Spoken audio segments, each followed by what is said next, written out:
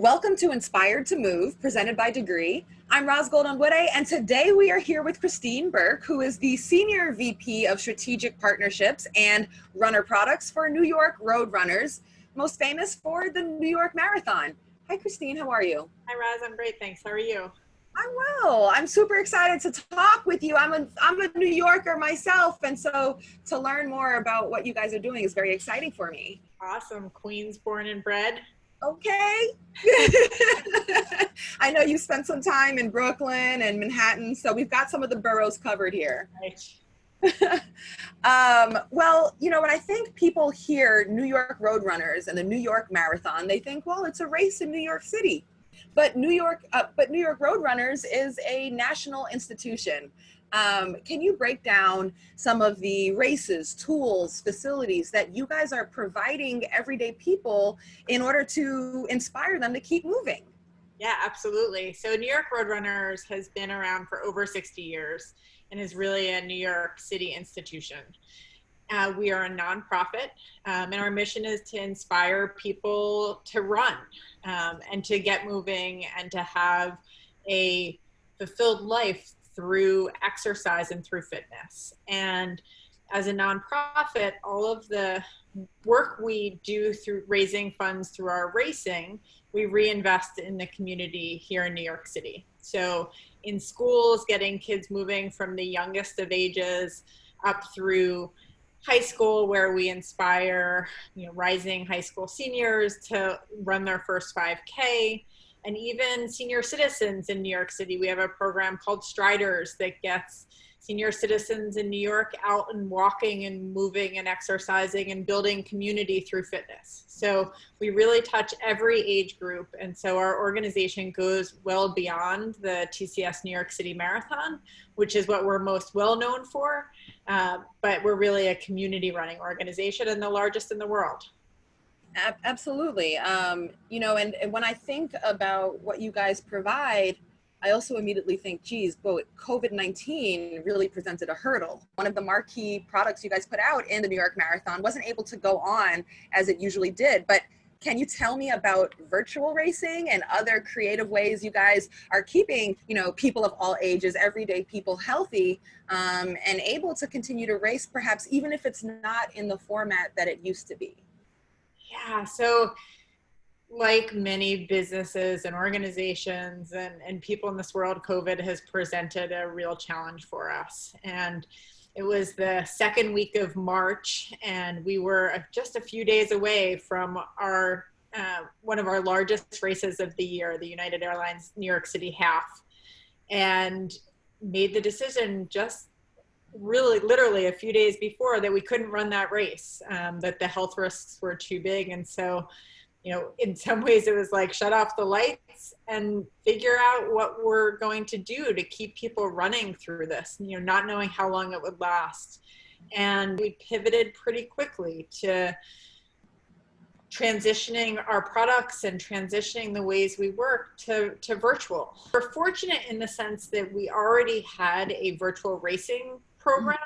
So we've been doing virtual races for 3 years now. We had some experience with that, but we really leaned into it more through the COVID period. So we added virtual races to our calendar. We expanded the reach of who participated in the virtual races. We produced some new medals to distribute to runners who weren't able to run with us in person. So that was on the racing side, but also on the training side and on the youth side. So we have a youth program called Rising New York Road Runners that serves 250,000 students. And we transitioned that from being an in-person program to being a virtual program virtually within a matter of weeks. So one of our professional athlete partners, Jenny Simpson, we sent essentially video cameras and tech equipment out to her and asked her to record herself doing some in-home virtual exercises that we were then able to broadcast to the apartments of kids all around the city so that they could stay inside, stay safe, but stay active. Okay, I get that part, but can you, how do you virtually race? Yeah, so we have a partner who is Strava, and they are a GPS tracking device, an app on your phone. And when you go out and you record your run on Strava, you can record your average run, you know, when you go out in the morning for a morning jog, but you're also able to tag a run as a race. And so people can register with us through our registration platform and link their account with New York Roadrunners to their Strava account, and then register for virtual races. So to date, we've had about 200,000 people finish virtual racing with us. And we're just 2 days away from the start of the third TCS New York City Marathon virtual marathon. Right. And I think I was reading something online, like basically you just have to complete your 26.5 within a certain amount of time, however you get to it. Yes.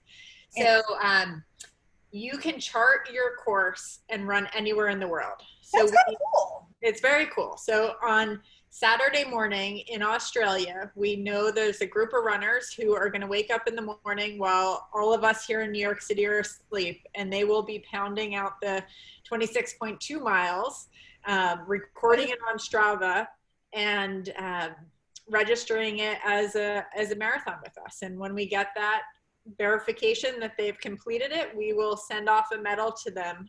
And people get so excited to receive that medal in the mail a few weeks after they've finished their race. So as of today, we have 25,000 people registered to do this virtual marathon all over the world.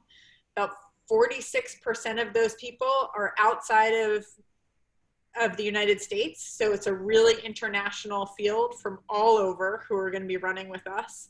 And while it's different, there is something sort of exciting about doing a race in your own backyard, charting your own course, having your friends and family there to cheer you on and meet you at the finish. So a different experience, but exciting nonetheless. Right. It fosters a different sense of community. Like, hey, I'm out here with and so many people around the world trying to complete, you know, this race. In some ways it could feel even bigger, perhaps. I mean, although the New York Marathon is pretty big anyway. You know, I think one thing that's exciting about New York Roadrunners is you guys pride yourself on its inclusivity. You know, that people of all skill levels, ages, genders, races, all of that are included. But I want to specifically hone in on that elite runner. You know, we talked a lot about everyday people, but how do you guys support that, you know, elite runner, even that pro athlete, their competitiveness, their intensity, and that peak performance? Yeah, so we have a really wonderful community of elite runners who are both US based, but also international. And the TCS New York City Marathon is a real bucket list race for them to compete in and to perform well in. We have an amazing history of incredible professional performances in our races, going back to Rod Dixon in the late 70s, early 80s, to Greta Weitz, who was a Norwegian woman who won this race 9 times, you know, a record that will never be broken. To Shalane Flanagan, who won the race back in 2018 as the first American open division woman to win the race in 40 years. And so, you know, we have a professional athlete division that is really well connected with these athletes and has, you know, a relationship where they know when they come to New York, they are going to be celebrated on the streets of New York. And, you know, you speak of the accessibility and the diversity of our athletes, and we really have that in the professional athlete field as well. And we have incredible wheelchair athletes who come and race with us. Tatiana McFadden is a multi-time winner here. Daniel Romanchuk, just absolutely incredible athletes who come to New York to race on the streets and put on performances like you can just dream of. So they're inspired to come here and run because of the support that they feel from the city of New York. Got it. And you know, taking it from like that approach to now trying to look at you guys from a business standpoint, what exactly is the business that New York Roadrunners is in, and what are the keys to company growth? So good question. So as a nonprofit, we pride ourselves on being a community running organization, but in order to support the community, we have to raise money, right? So we do that through a variety of ways. So our primary source of revenue is through race entries. So the entry fees that people pay to participate in our races, whether it's the marathon or one of the other 50 races a year. We also have incredible sponsor partners. So we're really selective about the sponsors that we partner with. So whether it's TCS, who is the title sponsor of the New York City Marathon and is a tech consulting firm who has helped bring us enormous innovation in terms of technology to the race.